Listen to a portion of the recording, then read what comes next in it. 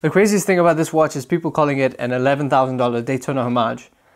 And they're not wrong, but that's not the whole picture. Was this the right move for Zenith? A short few years ago, Zenith launched one of its biggest watches, a watch that stands to grab the attention of those looking for a swanky new Daytona. Sorry, I mean a swanky new chronograph that is meant to take on the Omega Speedmaster and Rolex Daytona head-on. So what I want to cover is my impressions of the watch, what it's like to wear, what it's like to handle, and the general feel of the piece in person. And then I want to go over whether this was the right move for Zenith, and that inevitably brings about the debate of whether this is an $11,000 Daytona homage or not. The lug-to-lug length of a decent amount, under 50 millimeters, gives this watch points on the front of wearability and comfort. What's not so wonderful is the thickness at close to 14 millimeters. Now, a really nice thickness for a chronograph would be, well, 11, 12, okay, up to 13. But once you cross 13, that gets into the thicker watch territory, but it's not quite Tudor chronograph thick. A plus point though is the wonderful movement encapsulated by a display case back to compensate for the thickness. However, if they did not have that, maybe you'd have a better dimensioned thickness. The movement is clearly the star of the show. It's really a movement that goes beyond a traditional chronograph. The movement is what Zenith is known for, the El Primero movement. So it's a column wheel chronograph that beats at a rather high 5 Hertz, so 36,000 beats per hour, and therefore it can measure time to a greater accuracy in the sense of a stopwatch. So 36,000 beats per hour. How many seconds are there in an hour? 3,600. That means it beats every 10th of a second. So it can measure up to every 10th of a second in terms of chronograph accuracy. That's pretty cool. The uniqueness is not the fact that no other watch can do this, but the fact that most watch companies do not design their movements for this purpose. It's more complexity, which needs to be compacted into a column wheel chronograph, which is already regarded as one of the better higher mechanical chronograph movements. So how does this watch wear? The watch sits a little tall on the wrist, although you don't really notice that in videos of the watch, which is a really good plus point. It's not that bad in person either. It's just that you're comparing this to the Daytona naturally, and that is better. The lug-to-lug distance is really solid. It's not obnoxiously large, so it's well under 50 millimeters. Almost any wrist can wear this piece with ease, which is one of the big versatility points of this watch and the watch we keep comparing it to. You can dress this watch up or down because it's got a mix of sporty and dressiness to it. The dressiness, for instance, comes from the polished surfaces, polished center links, anything that's kind of flashy looking. The dial itself, it's not completely red, orange, extremely sporty. It's quite classic. So I think the average watch wearer, I think regardless if they're wearing it to work or wearing it on the weekend, it just works out well. I particularly like this white dial version. The aesthetics of the dial, apart from the goddamn ridiculous star logo that belongs to Zenith, are great. The star is one of the worst logos I've ever seen. It's comparable, well, not exactly comparable because that's not a logo, but the Lange's collection has some watches with 3 stars on the dial. It's not a hotel. I don't understand it. It is so stupid, and it's so lazy to have stars as a logo. I think the watch would also be nicer without the date window. It seems a bit of a hassle. I don't have an issue with the symmetry and how it breaks that, and I don't have an issue with its inclination at the 430 location, but I just like watches that don't need to be set according to the 12 hours. The watch has a really solid construction and feels to be of high quality until you compare it hand in hand with a Daytona. The bracelet is where it's not up to par. You instantly feel the bracelet to be cheaper feeling, mainly due to its lightness in comparison to the Oyster bracelet. And the Oyster clasp is also far superior feeling to this mill clasp. I think this watch does well on a rubber or leather strap. What I also do not like in general about these bracelets are the polished center links, same comment for the Daytona. It just doesn't go with this kind of a sporty watch. I know that the idea is to make it classy and also slightly dressy, but I don't like it. It's just something that's going to get scratched, and it's a little bit too flashy. If you want a dress watch, which is just a dress watch, so a date just fine, go for your polished center links there. But something sporty should be planned to have more sports usage, which means more scratches, and you should not be able to see the scratches. So this is kind of counterintuitive to me. So now let's briefly touch on whether this is a homage or not. Now this is a sticking point for a lot of people in the watch community. Zenith enthusiasts say no, absolutely not, it's not a homage. And even if it was, well, you have this fact that Zenith had produced movements for the Rolex Daytona. Even though the Daytona didn't launch with the Zenith movement, they later adopted it for quite a few years. And because of that, Zenith has some right to claim the Daytona design.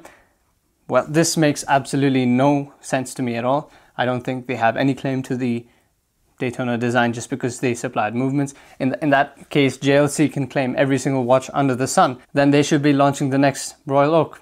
So the JLC Reverse Oak. So do I think this is a homage?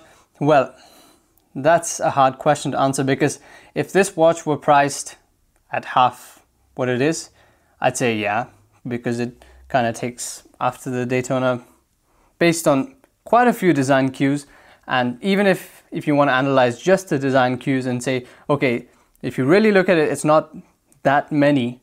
But the thing is, they've taken the ones that really matter. So the ones that distinguish the Daytona from other watches, other chronographs, the main cues, they're present here. So I do think it takes after the Daytona, but it's too expensive at 11,000, and it's trying to compete with the Daytona itself. So it can't exactly be a homage. I absolutely do think that the Daytona was Zenith's benchmark and reference point while producing this watch. So I think this is kind of a mechanically more interested version of a Daytona design. Now this watch is also not particularly special because yes, the movement is cool, but that's the El Primero range. That's Zenith's movements. They did not launch this movement for this watch. So this watch really doesn't introduce something new. It's just really successful. And that can only be attributed to the fact that it looks really similar to the Daytona, or the fact that it competes directly with the Daytona. And these are interlinked. So what are these Daytona similarities? So the three similarities include the bezel, the hands, the polished center link bracelet, and the launch spec of black and white dial options. So now onto some thoughts on whether this was the right move for Zenith. Just purely based on the fact that we're talking about this as a remotely desirable watch, which it is, it's an extremely desirable watch for Zenith. Well, they've won purely on that basis. It's an extremely successful watch. There's a lot of PR, a lot of press, a lot of interest in Zenith as a brand because of this piece. So did it work out? Absolutely, very successfully, in fact. But is it a long-term play? Well, let's get deeper into that. I think they should not have taken so much inspiration from Rolex, because they're inherently saying that Rolex is the benchmark. And no brand that wants to compete with Rolex wants to declare its competitor as a benchmark. That kind of goes against the whole competing against the brand and making yourself seem equal to the brand. Well, this itself is it's a bit of a paradox. They kind of force people into talking about this watch with the similarities to the Daytona. So that bezel, that's a Daytona. That's a Daytona bezel. That comes from nowhere else. There's no stepping away from the similarity between this and the Daytona purely on the basis of the bezel. There's no debate there. So initially I thought this was some kind of a halo watch, just something interim to bring interest into the Zenith brand, revive interest in the brand, then that they can focus on their other watches, the El Primero, the Defy, and introduce new ranges once they've got the attention.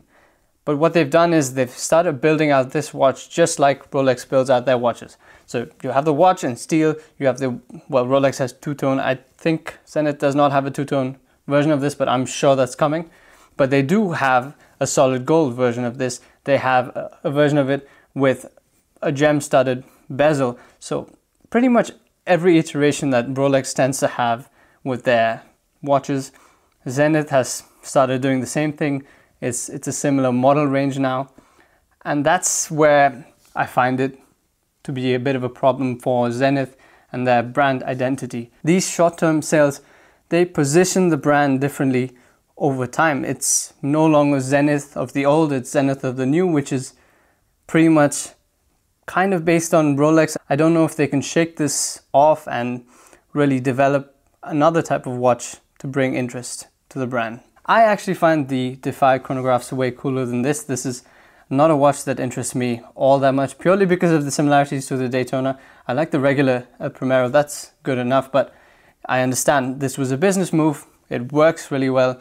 They brought interest into the brand, but this was not a long-term play move. This was not a move based on brand identity. At least they didn't focus on that.